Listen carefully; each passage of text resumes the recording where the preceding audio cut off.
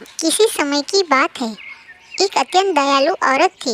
एक जादूगरनी ने उसे एक बीज दिया। बीज फूटा, पौधा बना और फिर बहुत ही सुंदर फूल खिला। उस फूल में से एक प्यारी सुंदर सी लड़की निकली।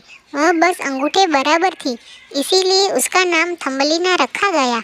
वह इतनी प्यारी थी कि एक रात एक बदसूरत सा मेंढक अपने पुत्र का विवाह थम्बलिना से कराने के इरादे से उसे उठाकर ले गया। थम्बलिना उससे विवाह नहीं करना चाहती थी, इसीलिए एक भौरे के साथ भाग गई। सर्दी के दिन आए। थम्बलिना एक चूहे के बिल में रहने लगी। चूहा उसका विवाह अपने पड़ोसी छछूंदर से कराना चाहता था। वह फिर भागी। एक दिन उसे एक घायल अबाबिल मिली। थम्बलिना ने उसके जख्मों को पोंछा और उसकी सेवा की। अबाबिल जल्द ही थम्बलिना की देखरेख से ठीक हो गई। कृतज्ञ अबाबिल थम्बलिना की सहायता करना चाहती थी। अबाबिल उसे अपनी पीठ पर बैठाकर ले उड़ी और एक बगीचे में एक बड़े से फूल पर पहुंचा दिया। वहां थम्बलिना की मुलाकात फूलों के राजकुमार से हुई।